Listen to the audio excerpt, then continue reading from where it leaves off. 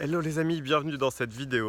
Aujourd'hui je voulais vous faire une vidéo sur le caducée d'Hermès, sur l'éveil de la glande pinéale, du troisième œil, et aussi de la Kundalini. Parce que le caducée est représenté par un bâton avec deux serpents, qui sont les serpents de la dualité, Ida et Pingala.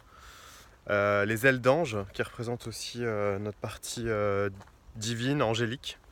Et cette fameuse boule justement au bout du sceptre, c'est un sceptre de pouvoir, cette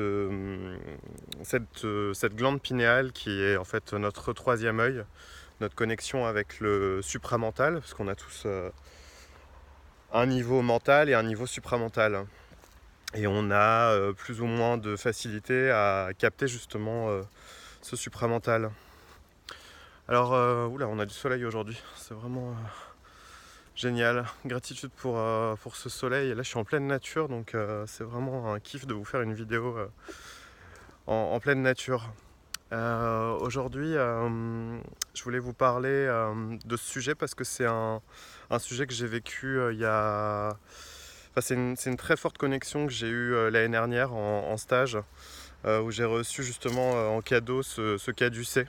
Ça fait un an maintenant de ça. Et ça m'a ouvert des portes en fait sur justement tous ces enseignements, tous ces sujets. C'est des choses qui sont beaucoup ressorties en session privée. Et il y a eu voilà, des cadeaux de divinités qui se sont présentés, parce qu'on connecte, ces dernières années, on connecte beaucoup avec notamment depuis l'année dernière, j'ai remarqué, avec beaucoup de personnes qui s'éveillent justement à ces plans de conscience, à ces niveaux de conscience, parce qu'ils existent réellement. En fait, Hermès et le caducée, ça représente vraiment la dualité, ça représente la vie, la mort, les aspects d'ombre et de lumière. Ça représente aussi notre puissance animale aussi, parce que le serpent représente vraiment cette puissance des chakras du bas. Et cette puissance malheureusement est très convoitée justement sur cette planète. Pas forcément à de bonnes fins, à bon escient, disons. Et c'est quelque chose qui est vraiment important de conscientiser notre partie animale. C'est aussi relié à notre part d'ombre. C'est relié à notre capacité à être créatif, à être instinctif, à être vraiment dans la vie, à être positionné, à être à l'écoute de notre corps aussi. Et bien souvent, les personnes que j'ai en session par exemple sont souvent dans leur tête. Elles arrivent, elles ne prennent même pas le temps de se poser, d'être à l'écoute voilà, de ce qui est là, la nature, les papillons, les arbres, vraiment ce côté simple en fait que nous renvoie la vie, d'être à l'écoute de notre corps et de ce qui nous entoure, sans être dans notre tête, à partir partout dans tous les sens. Donc voilà, je dirais que c'est important au niveau de ce caducée justement, ce qui nous représente, c'est canaliser en fait nos forces animales, canaliser notre partie magnétique et faire monter cette énergie justement, l'amplifier par le Kundalini Yoga par exemple, par la respiration du feu. Il y a tellement d'exercices, des exercices de respiration aussi. Et faire monter cette énergie justement dans notre canal qui s'appelle Shushumna, donc qui est le caducée. Et cette énergie va ouvrir le cœur, va ouvrir tous les centres d'énergie.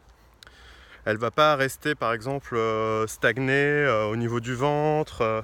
Si vous êtes stressé par exemple, cette énergie, il peut y avoir des choses bloquées au niveau du ventre, l'énergie va stagner. Vous allez être pas bien parce que vous allez par exemple mal manger.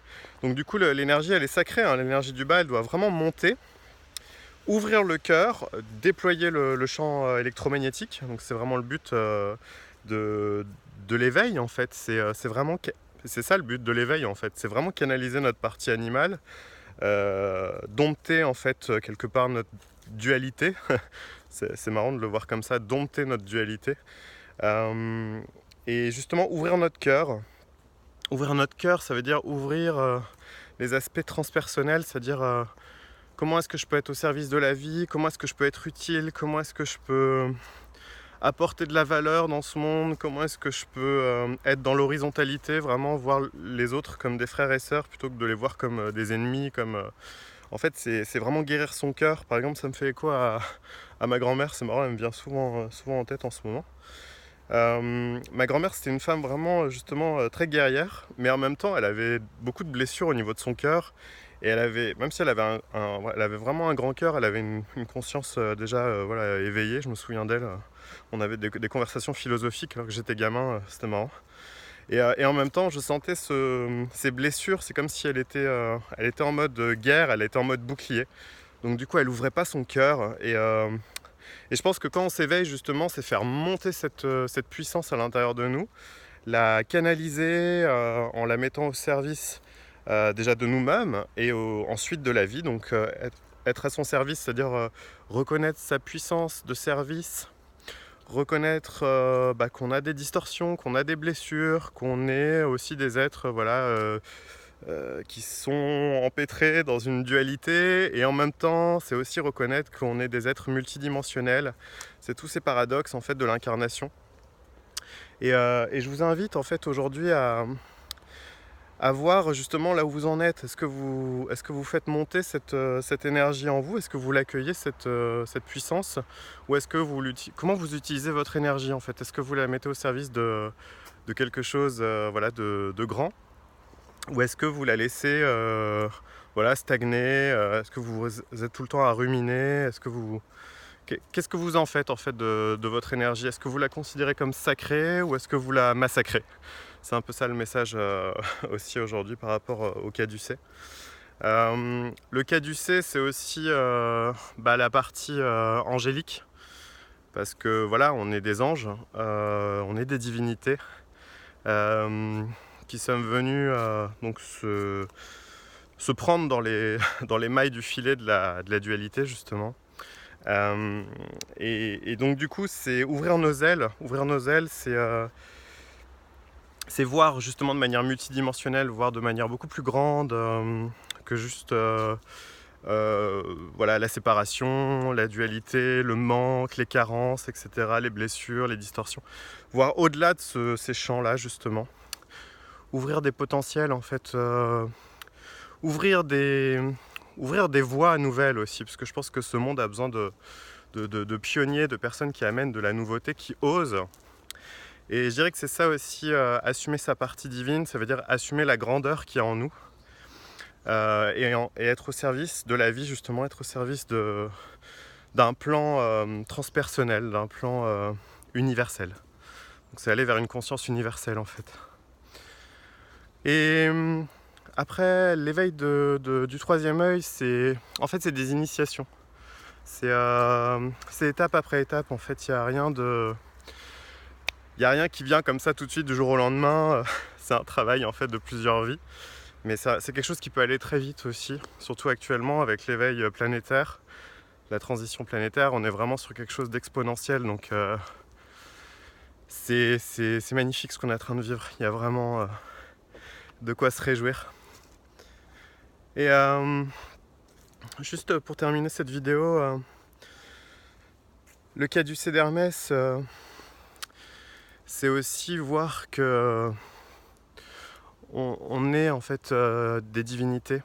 Il y a des divinités qui se sont incarnées pour nous pendant différentes on va dire périodes de l'humanité en fait, pour nous enseigner, pour nous montrer justement des énergies, pour les matérialiser en fait, pour nous faire comprendre la multiplicité en fait du vivant.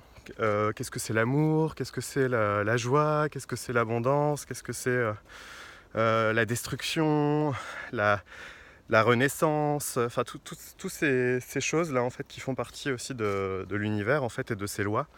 Ce sont des énergies qui sont venues s'incarner à certains moments, qui ont été transmises aussi par des humains, par des channels, des hommes et des femmes qui transmettaient justement, par exemple, comme des initiés du temps de l'ancienne Égypte, et c'était passer de l'humain au divin, de faire en fait ce passage entre le divin, la divinité qui vient se perdre dans le jeu de l'illusion de la séparation, et de nouveau de retourner vers la source, vers cet état d'unité.